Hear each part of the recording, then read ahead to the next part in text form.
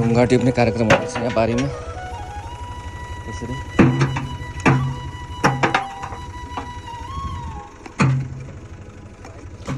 ढुङ्गै नभएको ठाउँमा कहाँबाट ढुङ्गा ल्याएर टिप्नु लाग्छ। हुन त काम नभएको बेलामा ठिकै भएको छ। यहाँ पहिला यस्तो राम्रो माटो थियो, कहाँबाट ढुङ्गा भएको मिक्स माटो ल्याएर मिसाएर।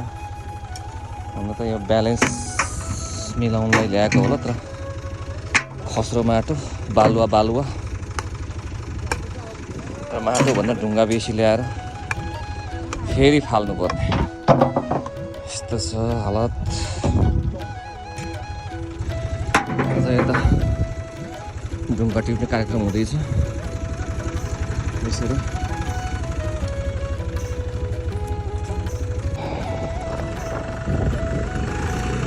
काम पनि के गर्नु लाग्छ नभएको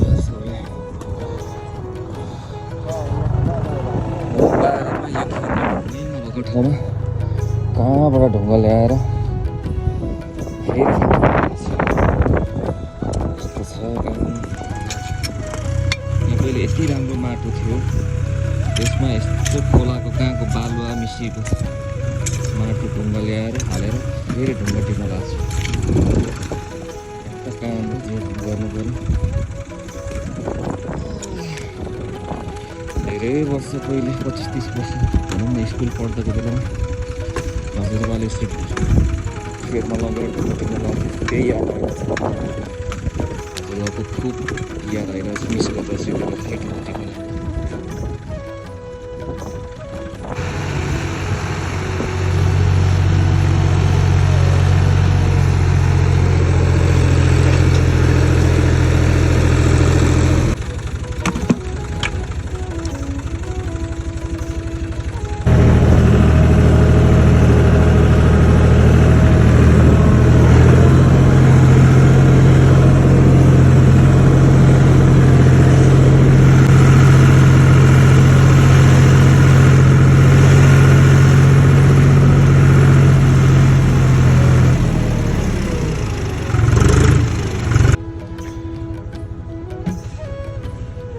गाई फार्म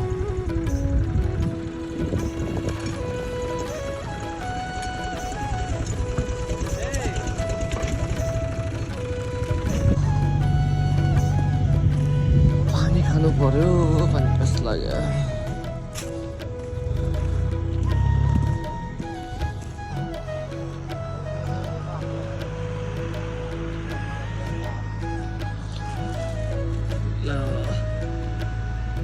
जेन्सिङ 3 वर्ष 4 वर्ष 5 वर्षसम्म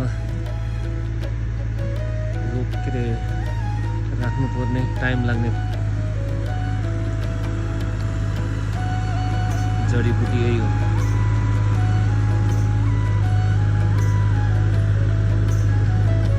यसको हार्भेस्ट चाहिँ 3 वर्ष 4 वर्ष 5 वर्षपछि पर्छ। यस पुरै जाडो याममा पुरै सुक्ने, फेरि जब वर्षायाम सुरु हुन्छ फेरि पलाउँछ यसको नयाँ बिरुवा, नयाँ पातहरू। यस्तो छ।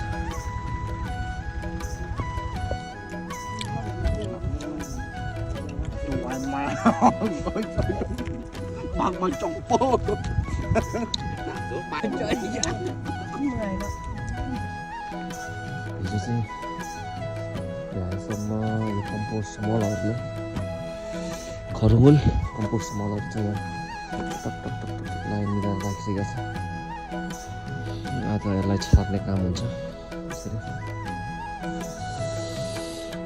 बिहान चाहिँ चिसो छ, हावा आउँदैछ। भिडियो नभ्याएको बाँकी उता पुऱ्याउनु बाँकी छ। यता आगो फुट्नेहरू सामा आइसक्यो। आगो ताप्नु ढेकेर जस्तो छैन।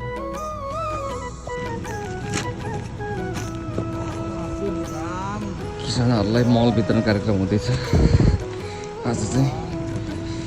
यसरी गाडीको गाडी कता लाइनबद्ध रूपमा मल वितरण कार्यक्रम भइरहेछ।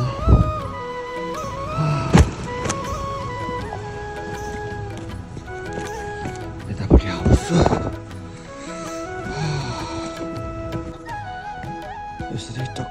काटेर छर्नको लागि हामीले काट्दै हिँडेछौँ। उताबाट तिनजनाले छर्दै हिँडिरहेछ, फिजाउँदै हिँडिरहेछ मललाई चाहिँ यसरी टक्क टक्क सबैतिर।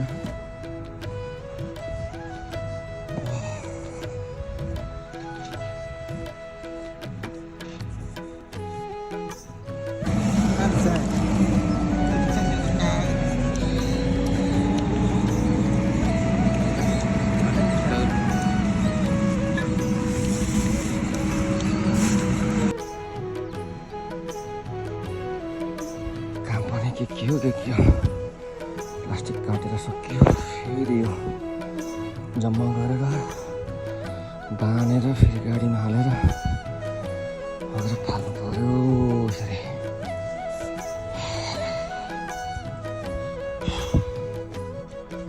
साहुले यस्तो राम्रो माटोमा ढुङ्गा मिसिएको पुरै त्यो सुक्खा बालुवा किन हाल्यो भनेर त 3 महिना 4 भन्दा 3 महिना भनौँ, 3 महिना अझ बेसी हिउँ परेको हिउँहरू अहिले पक्दैखेरि त अहिले त पुरा त्यो धान रोप्ने कोदो रोप्ने जस्तो च्यापच्याप हुन सक्छ। यता नमिसाएको ठाउँमा चाहिँ यस्तै पानी गाडी गुड्नै नसक्ने त्यस्तो। यता चाहिँ त्यो माटो त्यो बालुवा मिसाएर मल पनि हालिसक्यो।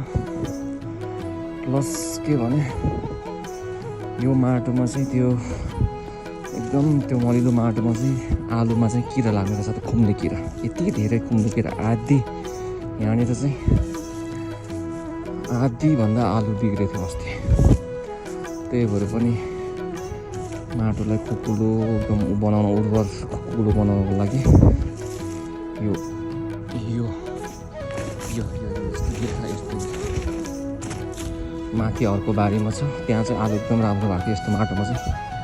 त्यही भएर यहाँ पनि यो मिसाएको पुरै त्यो बालुवा ढुङ्गा जति 2 दिन लगाएर टिपेर फाल्यो, ठुल्ठुलो ढुङ्गा। अझ पनि त्यो गिर्खाहरू चाहिँ यहाँ पनि छ। यस्तो छ खेतीपातीको काम।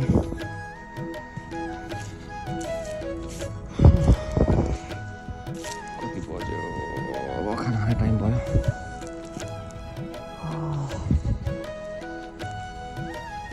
यता चाहिँ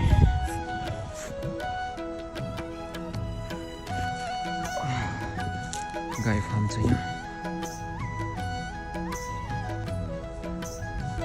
दाना मिसाउने त्यहाँबाट पुरै पाइपबाट ठक्क ठाउँमा दाना झार्ने, यहाँबाट हालेर मिसाएर भित्र चाहिँ जानुपर्छ, हेर्नुपर्छ होइन कस्तो छ।